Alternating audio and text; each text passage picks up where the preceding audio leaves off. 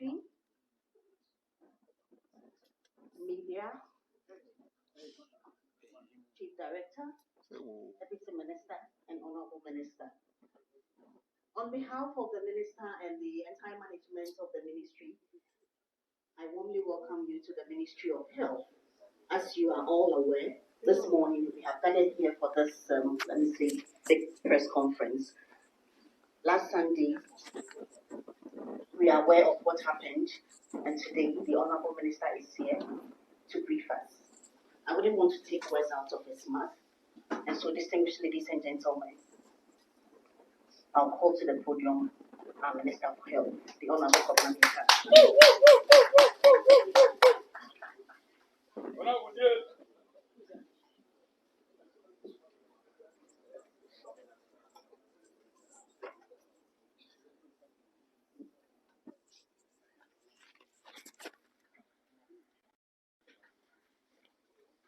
Thank you very much, NC. My able Deputy Minister, Directors of the Ministry, and the press. This is a very straightforward matter, and I would want to go straight to the point. Ladies and gentlemen, it has come to our attention as a ministry that some union leaders, the emphasis is mine, some union leaders have developed the penchant of attacking my person at the least provocation and in most cases without provocation.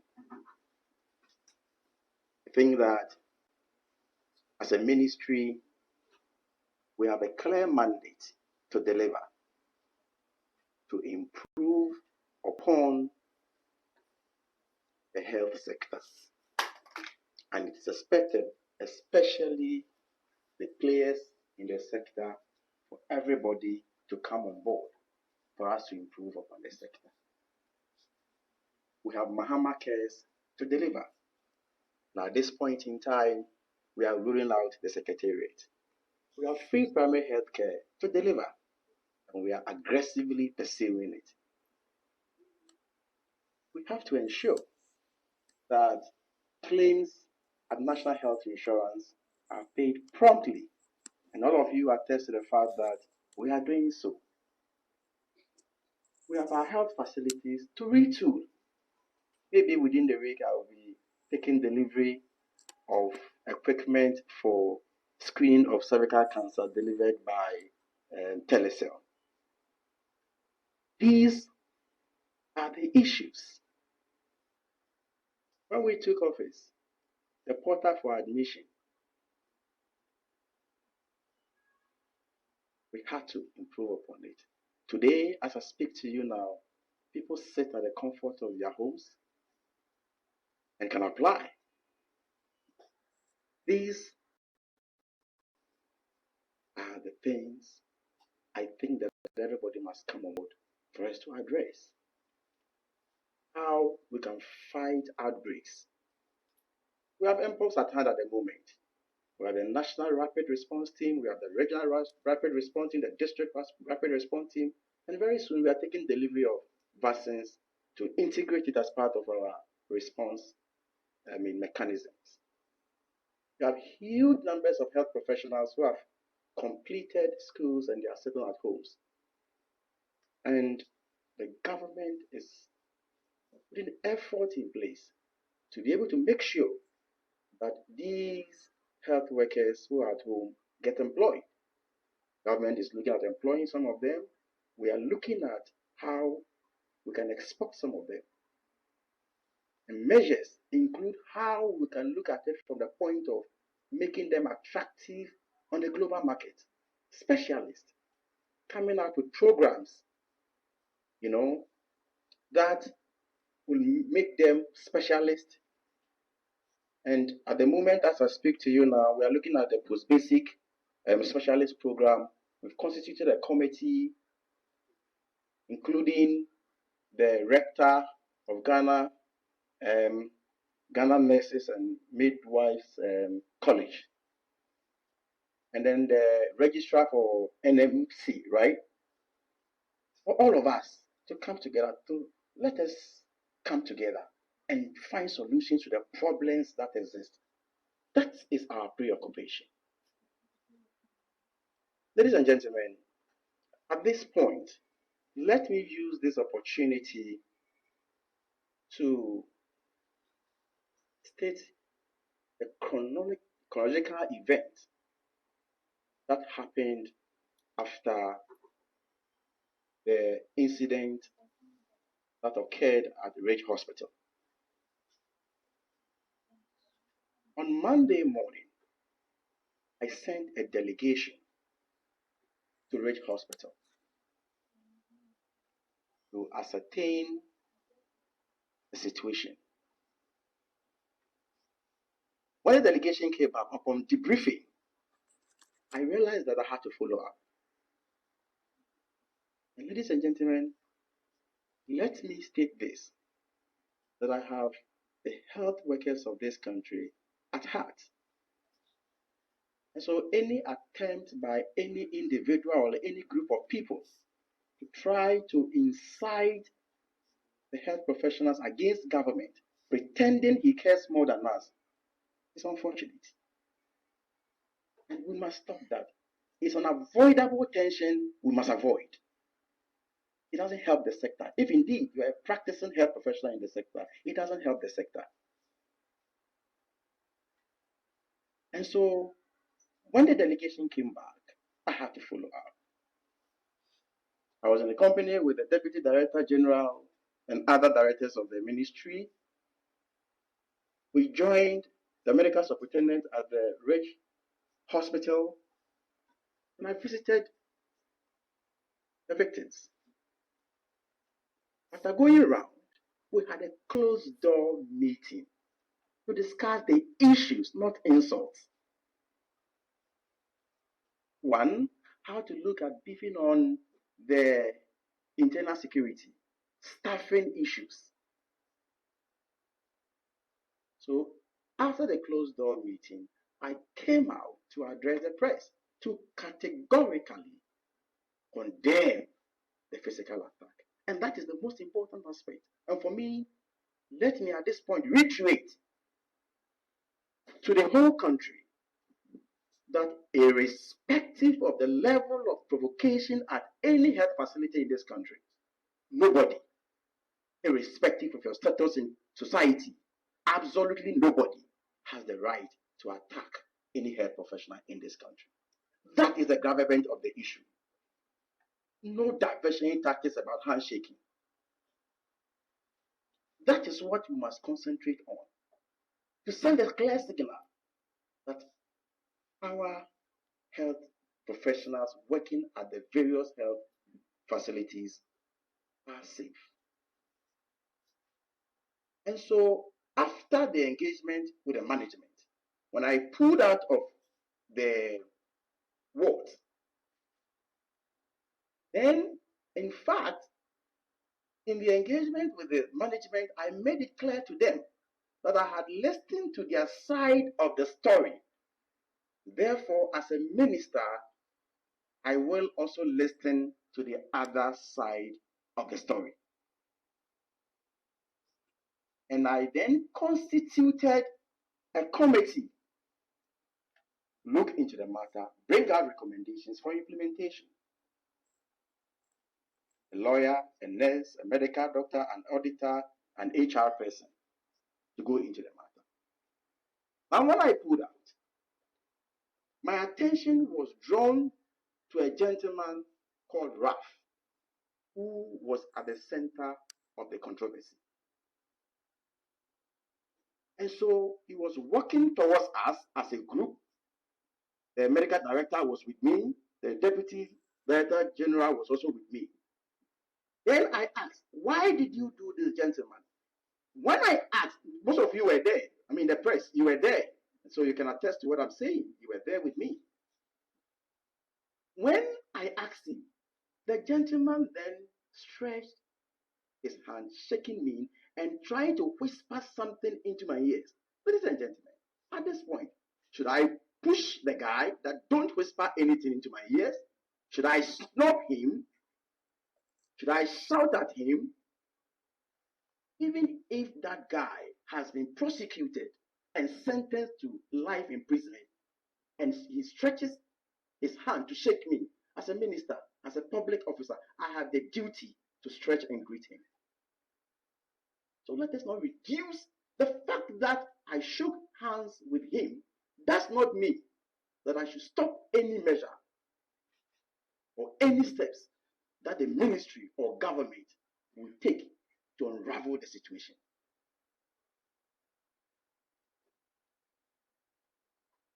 And so I understand, on a more lighter note, I have been reminded of the fact that I'm a farmer.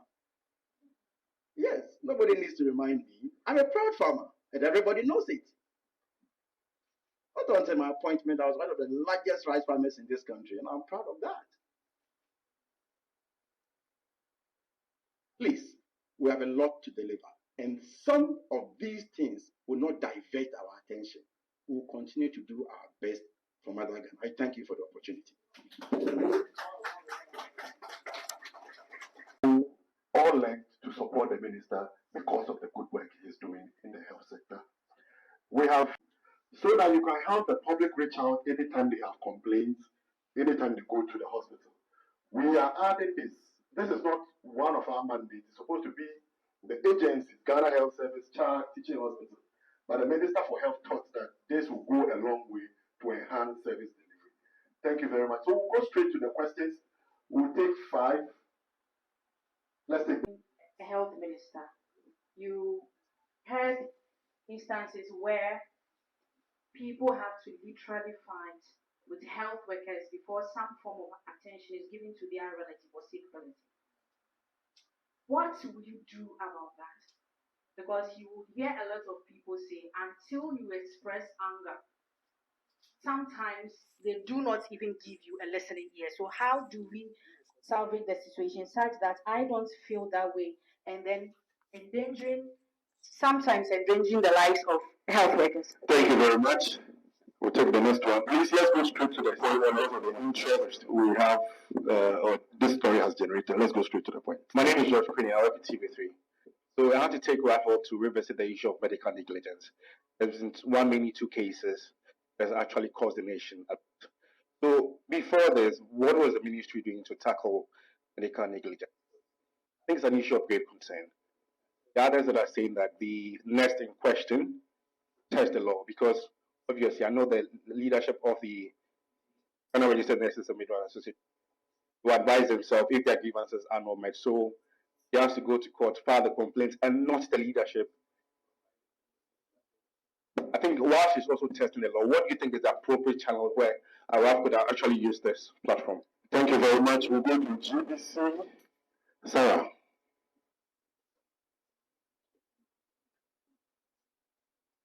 My name is Sarah Furi from Ghana Television. Honorable Minister, I would want to ask you a few questions if it has come to your attention. That it seems this gentleman in question had in the past made some utterances about preventing someone from getting an emergency care during some protest that happened in the past, for which reason others are seeing it as a tit for tat event. I was told that there was someone bringing his child to 37 military hospital during a protest, and he stopped them, and a person's child died. So in this case, it's like karma coming back to him. So if the nurses refuse to attend to his relative or whoever, it serves him right. If it has come to your attention, have you also found out forensically whether the nurse in question has the arm or whatever dislocated? Because we need to prove that, so that it doesn't seem like we are all being used to push an agenda. My second question is that has it come to your attention that our emergency response system is really poor, for which reason we saw what we saw at the Ridge Hospital, and what you would do about that? Thank you. Okay, so I remember the first question was when the committee will conclude its work. We are giving them 1 week within which to present to me their report. So that's about that. And what will we do, or what are we doing about the fact that people have to fight for attention when they get to the various health facilities? And let me make the point again. Here, you don't need to literally fight. You have no right. It is not like I'm appealing to you, or it's like you are being persuaded not to fight. Or no, that is, you don't have that right. It's illegal. It's unlawful to attack a health professional. And so the best you can do is to lodge a complaint. And that brings me to the client service. So this is what we are doing. We have some numbers available where if people feel dissatisfied, okay, I'm told the numbers have been displayed on the screen. When they feel dissatisfied, you can then call. The fact that you have called to lodge a complaint doesn't mean that you are right. We will look into the matter and then appropriately dealt with it. We have communicated directly to all the health facilities in the country through the Director General and the teaching hospitals that they must make these suggestion boxes and numbers conspicuously written or posted on all health facilities. So it is something I am pursuing aggressively. But that does not mean that anybody should or has the right to attack any health professional because the person feels he has not been given the attention. So the answer doesn't lie in assault. Medical negligence. Anytime I hear that, I cringe. We spend not less than, even in some cases, one facility, not less than 10 million Ghana cedis on medical negligence. Maybe you don't know. As a country, we don't have the money to buy the equipment, but we are spending so much. As I speak to you now, the cases on my table within this week are 3 that Attorney General has written to me to provide responses. Medical negligence. So it's a major issue that we are dealing with. So there are things we are discussing. I cannot put everything in the public domain at the moment. And at the appropriate time, we may address you on medical negligence. It's a monster rearing its head that we must deal with appropriately. And we shall deal with that.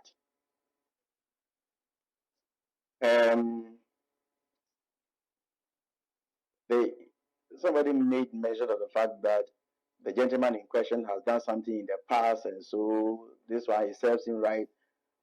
I am not ready to go into the merit and the demerit of the matter. There's a committee in place to look at that issue, so I don't want to go into the matter. I have called you here just to state the facts and what we have done, what we did, because I realized that a lot of people didn't understand the issues. In fact, people even thought that I was at the premises when the incident happened, and immediately after the incident, I went and shook hands with the gentleman. Hey, gentlemen, you have done well for beating the nest.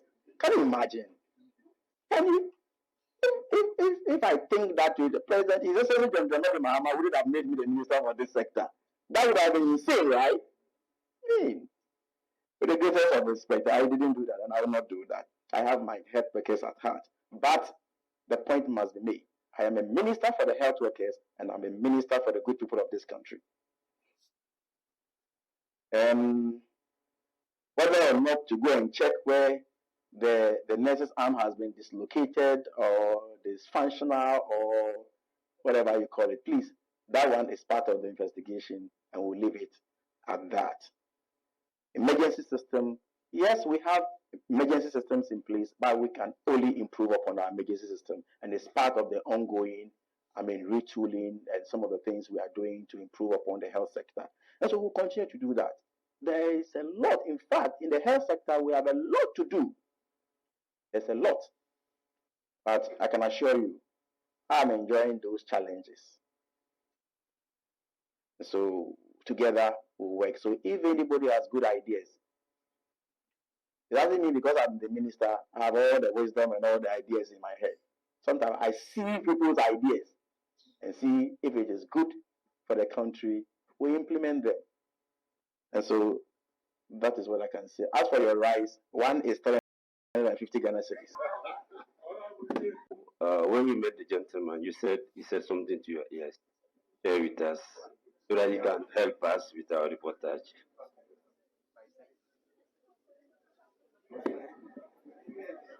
Hello. Into the ears of the what the gentleman said into my ears. I said it in Cree, but I think I'll repeat it in English. What he told me was that, Mr. Minister, I'll come to the office and tell you my side of the story. And indeed, he came to the office. Those who work here will maybe, and in fact, let me tell you the coincidence. The reason why people think, and I have heard this one too, that it was managed, it was staged. How did the guy meet the minister at the same time at the place? What really happened, I didn't know. It was after the incident that I heard that the gentleman came to the ministry looking for me at that time. And they told him I had gone to the hospital. So that's the coincidence. That's what really happened. The various health facilities, the security measures we are putting in place. You see, when issues of this nature come, it defines policy directions. And so we already at every health facility, we have some sort of security arrangement everywhere, the district hospitals, the regional hospitals. But this has given a cause for reviewing the various securities at the various health facilities. And so the Director General with my able CEOs will look at reviewing and then establish that connection between our health facilities and the police in the various districts or at the various destinations in the country, so that at any given point in time. My last words.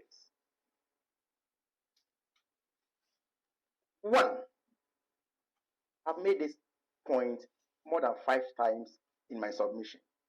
One, nobody has the right to attack any health professional. Let's show sympathy towards them. Let's understand them. They work under in some cases, obscure conditions. And they're also human beings. So please, let us not make it normal. It is normal to attack health professional once he or she is not giving you the right attention. That's my first one. The last, let me humbly also appeal to the health professionals that the patients, ordinary Ghanaians, they are our clients. So let's try to communicate with them at any given time, whatever is going on when they come to the health facilities. Let's communicate. They don't understand the work we do as health professionals. But I believe that when we begin to communicate with them, they will understand and appreciate what we go through. I thank you very much.